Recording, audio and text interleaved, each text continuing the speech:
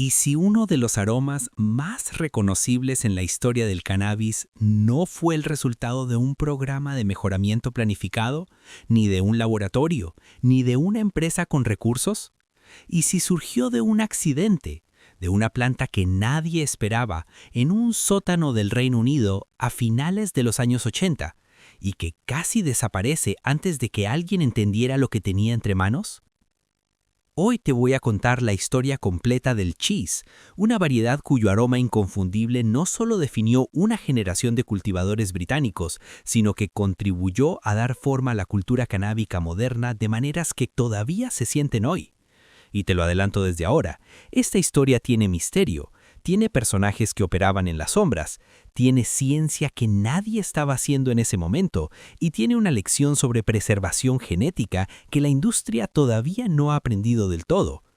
Quédate hasta el final porque en los últimos minutos voy a contarte algo sobre el estado actual del Exodus Cheese original que muy pocos conocen y que cambia completamente la forma en que deberías ver las versiones modernas que encuentras en el mercado hoy. Pero antes de entrar en la historia, necesito darte contexto, porque para entender por qué el cheese es tan importante, primero tienes que entender de dónde vino. Y eso nos lleva a Estados Unidos, a la década de 1970 y a uno de los programas de mejoramiento de cannabis más influyentes que jamás se haya llevado a cabo. Todo empieza con Skunk Number One, y cuando digo que empieza ahí, no lo digo como una introducción de relleno, lo digo porque sin Skunk Number One, el cheese no existe. Punto. Skunk Number One fue desarrollado en la década de 1970 por un grupo de cultivadores estadounidenses, entre los cuales el nombre que aparece con más frecuencia en la documentación histórica es el de Sam the Skunkman, cuyo nombre real era David Watson. Lo que hizo Sam y su grupo no fue simplemente cruzar plantas al azar, fue algo mucho más sofisticado para la época. Tomaron 3 linajes genéticamente distintos, una colombiana de tierras altas, una Acapulco Gold mexicana y una afgana índica pura, y los hibridaron de manera sistemática durante varias generaciones hasta lograr un híbrido estable, consistente y reproducible. Esto era extraordinariamente raro en los años 70, cuando la mayor parte del cannabis disponible eran landrace sin estabilizar o cruzamientos de primera generación sin ningún trabajo de selección riguroso. Skunk Number One cambió las reglas porque era predecible. Florecía en interior con tiempos razonables, producía bien y tenía un perfil aromático penetrante y terroso que no se parecía a nada que hubiera existido antes en el mercado norteamericano. Espera, porque aquí es donde la historia da su primer giro interesante. A finales de los años 80, las semillas de Skunk Number One cruzaron el Atlántico y llegaron al Reino Unido. Y cuando los cultivadores británicos empezaron a trabajar con ese material, algo inesperado comenzó a ocurrir. En la diversidad natural de expresiones que cualquier línea de semillas produce, incluso una bien estabilizada, comenzó a emerger un fenotipo que nadie había visto antes. Una planta que cuando entraba en floración desprendía un aroma tan particular, tan intenso, tan diferente al skunk convencional, que los cultivadores que la encontraron no sabían exactamente cómo describirlo. Y entonces alguien dijo, huele a queso cheddar curado. Y el nombre quedó. Ahora quiero que te detengas un segundo y pienses en lo que significa que un fenotipo de cannabis huela a queso cheddar. No estamos hablando de una nota vaga, de una sugerencia aromática que requiere imaginación. Estamos hablando de un perfil tan específico, tan pronunciado, tan inconfundible, que personas que nunca habían hablado entre sí, en distintas partes del Reino Unido, al acercarse a estas plantas en floración, decían exactamente lo mismo. Queso. Eso no es casualidad, eso es química. Y esa química, como veremos más adelante, tiene una explicación científica que tardó décadas en ser documentada formalmente. Pero sigamos en el tiempo, porque el descubrimiento del fenotipo fue solo el principio. El verdadero desafío fue lo que vino después, preservarlo. Y aquí entra el grupo más importante de esta historia, un colectivo de cultivadores británicos conocido como Exodus. El grupo Exodus operaba de manera clandestina, como prácticamente todo el cultivo de cannabis en el Reino Unido en esa época, en un contexto legal que hacía que cualquier actividad relacionada con la planta fuera un riesgo considerable. Y sin embargo, estos cultivadores entendieron instintivamente que tenían algo especial en sus manos, algo que no podían dejar morir, y tomaron una decisión que definiría la historia del chis para siempre. En lugar de intentar reproducirlo mediante semillas, lo propagaron exclusivamente mediante clonación. Tomaron esquejes de las plantas originales, los compartieron con cultivadores de confianza. Esos cultivadores tomaron más esquejes, y así, de manera silenciosa, clandestina y completamente fuera del radar de cualquier empresa o institución, el Exodus Cheese Cut comenzó a circular por el underground canábico británico. ¿Por qué esto importa tanto? Porque la clonación hace algo que la reproducción sexual no puede hacer. Congela genéticamente una planta en el tiempo. Cuando tomas un esqueje de una planta y lo enraizas, obtienes una copia genéticamente idéntica de esa planta, no una descendencia con variaciones, una copia exacta. Lo que significa que el Exodus Cheese Cut que circulaba en el Reino Unido en los años 90 era en términos genéticos la misma planta que el fenotipo original descubierto a finales de los 80. Era como tener acceso a una máquina del tiempo botánica, y esa es exactamente la razón por la que los cultivadores que preservan variedades históricas todavía se refieren al Exodus Cheese Cut original como una reliquia viva, porque en un sentido muy real, lo es. Si este contenido te está resultando valioso, este es el momento perfecto para darle like al video. No te cuesta nada y me ayuda muchísimo a que esta información llegue a más personas que la necesitan. Ahora vamos a la ciencia, porque hasta ahora hemos hablado de historia y de cultura, pero hay una pregunta que probablemente tienes en la cabeza desde hace varios minutos. ¿Qué hace que el cheese huela a queso? ¿Qué hay en esa planta a nivel molecular que produce ese perfil aromático tan específico y tan inconfundible? Y esta es la parte donde la historia se vuelve verdaderamente fascinante, porque la respuesta no es tan simple como podría parecer. Los análisis de laboratorio modernos de fenotipos cheese muestran consistentemente la presencia de terpenos como el beta-cariofileno, el mirceno y el limoneno como componentes dominantes del perfil aromático. Estos compuestos contribuyen al fondo aromático del cultivar. El beta-cariofileno aporta notas terrosas y especiadas, el mirceno contribuye a la base musgosa y ligeramente metálica, y el limoneno añade el toque cítrico que muchos cultivadores describen como un brillo fresco sobre el aroma principal. Pero aquí está el problema. Esos terpenos solos no explican el queso. El beta-cariofileno, el mirceno y el limoneno son terpenos comunes en muchísimas variedades de cannabis. Están presentes en cientos de cultivares que no huelen remotamente a queso cheddar. Entonces, ¿qué es lo que hace la diferencia? La respuesta la empezamos a encontrar gracias a la investigación sobre compuestos volátiles de azufre en el cannabis, un área que hasta hace muy poco era prácticamente ignorada por la ciencia formal.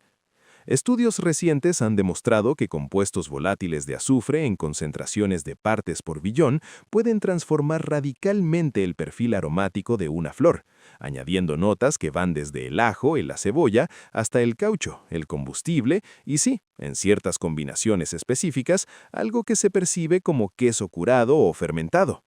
Estos compuestos de azufre no aparecen en los paneles de terpenos estándar que los laboratorios comerciales publican con el cannabis que compras en el dispensario. No están en la etiqueta, no están en el protocolo, pero son, muy probablemente, los responsables del carácter aromático más distintivo del cheese original, lo que también explica por qué muchas versiones modernas etiquetadas como cheese tienen el perfil correcto de terpenos mayores y aún así no huelen exactamente como el original. Porque la química que importa más no se mide, y si no se mide, no se selecciona, y si no se selecciona, se pierde generación tras generación. Las descripciones de sabor de los cultivadores que han trabajado con el Exodus Cheese Cut auténtico mencionan constantemente las mismas notas: cremoso, ácido, ligeramente almizcado, con una persistencia en el paladar que puede durar varios minutos después del consumo. No es un sabor que se desvanece inmediatamente. Es un sabor que se instala, y esa persistencia, Esa profundidad es exactamente el tipo de característica que los compuestos de azufre y otros volátiles menores son capaces de producir en combinación con la base terpenoide. Hablemos ahora del cultivo, porque el cheese no es solo una experiencia aromática, es también un cultivar con características agronómicas muy específicas que los cultivadores que lo han trabajado describen de manera consistente a lo largo de décadas. Los tiempos de floración reportados están típicamente entre 8 y 10 semanas, dependiendo del entorno, la técnica de cultivo y la estabilidad del fenotipo específico con el que se esté trabajando. Las plantas suelen desarrollar estructuras de cogollos densas y resinosas con una cobertura de tricomas gruesa y visible que refleja el alto contenido de compuestos activos que caracterizan al cultivar. Pero quizás el rasgo agronómico más notable del cheese y el que más impacto ha tenido en la cultura de cultivo que generó es precisamente su aroma durante la floración. No estamos hablando de un aroma que se percibe solo cuando tocas la planta o cuando abres el frasco. Estamos hablando de un aroma que llena el cuarto, que se filtra por las puertas, que puede hacer que un cultivo interior sea detectado desde el pasillo si no se toman las precauciones adecuadas. Y esto nos lleva a uno de los aspectos más interesantes de la cultura de cultivo que el cheese generó en el Reino Unido, la innovación en sistemas de control de olor. Los cultivadores que trabajaban con cheese en los años 90, operando en la clandestinidad, necesitaban soluciones reales a un problema real. Y fue en ese contexto donde los filtros de carbono activo se convirtieron en equipamiento estándar para el cultivo interior de alta discreción en el underground canábico británico. El cheese, en un sentido muy concreto, aceleró el desarrollo y la adopción de tecnologías de cultivo que hoy son universales. No porque alguien lo planificara así, sino porque la planta misma, con su química extraordinaria, obligó a los cultivadores a innovar. Ahora hablemos de la descendencia, porque el Exodus Cheese Cat no se quedó como una reliquia cerrada sobre sí misma. Con el tiempo, los mejoradores comenzaron a utilizarlo como material parental para crear nuevos híbridos y algunos de esos híbridos alcanzaron un nivel de popularidad que rivaliza con el del clon original. El más famoso de todos es probablemente el Blue Cheese, un cruzamiento entre el Exodus Cheese Cat y el Blueberry, una variedad índica desarrollada por DJ Short en los años 70 y 80. El Blue Cheese combina el perfil aromático sabroso y penetrante del cheese con las notas frutales dulces del Blueberry, creando un perfil que resultó inmediatamente atractivo para una nueva generación de consumidores que buscaba complejidad aromática. Pero hay algo importante que decir sobre los híbridos modernos derivados del cheese. Por muy buenos que sean, y algunos son verdaderamente excelentes, no son el original. El proceso de cruzamiento y estabilización que se requiere para crear una variedad de semillas introduce variabilidad genética, y esa variabilidad puede preservar muchos de los rasgos del clon parental, pero raramente los preserva todos con la misma intensidad y especificidad. Los cultivadores que han tenido acceso tanto al Exodus Cheese Cat original como a sus descendientes de semilla reportan consistentemente que el original tiene un carácter aromático que ninguna versión de semilla ha replicado completamente. Lo que nos lleva a la pregunta más importante de todo este video, y la que quiero que te lleves contigo cuando esto termine. ¿Dónde está el Exodus Cheese Cat original hoy? La respuesta honesta es que existe, pero su distribución es extremadamente limitada y su autenticidad es difícil de verificar. En las 2 últimas décadas, con la expansión del mercado legal del cannabis en varios países, el término cheese se ha convertido en una etiqueta de marketing aplicada a docenas de variedades que tienen diferentes grados de relación con el clon original. Algunas son descendientes directas con trabajo genético serio detrás. Otras son simplemente variedades con un perfil aromático vagamente similar a las que alguien decidió llamar cheese porque el nombre vende. Y otras son versiones de semilla estabilizadas que capturan muchas de las características del original, pero no todas.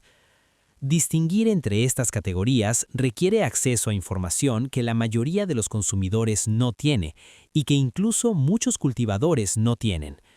Lo que sí existe, y esto es algo que vale la pena celebrar, son comunidades de preservacionistas, tanto en el Reino Unido como en otros países, que han dedicado años a rastrear, verificar y mantener material del clon auténtico.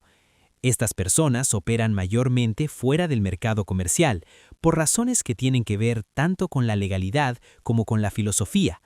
Para ellos, el Exodus Cheese Cat no es un producto, es patrimonio, es historia viva. Es la obligación de preservar algo que tomó décadas en desarrollarse y que podría perderse en una generación si nadie lo cuida. Si quieres seguir recibiendo este tipo de contenido, suscríbete al canal y activa la campana de notificaciones. No subo videos todos los días, pero cuando subo uno, vale la pena recibirlo. Vamos ahora a responder las preguntas más frecuentes que recibo sobre el cheese, porque hay varios puntos que generan confusión y vale la pena aclararlos directamente.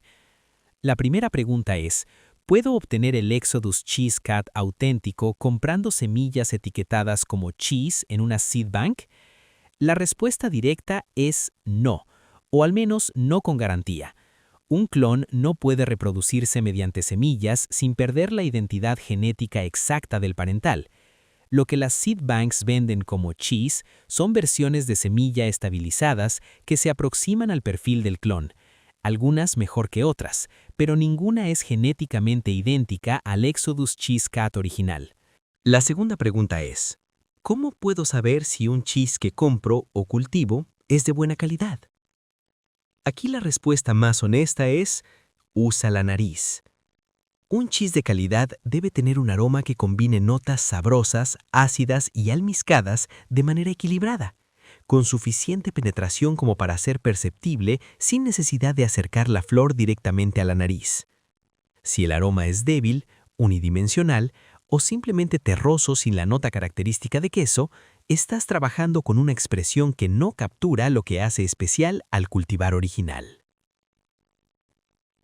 La tercera pregunta es: ¿el cheese tiene propiedades específicas que lo diferencian de otros cultivares más allá del aroma?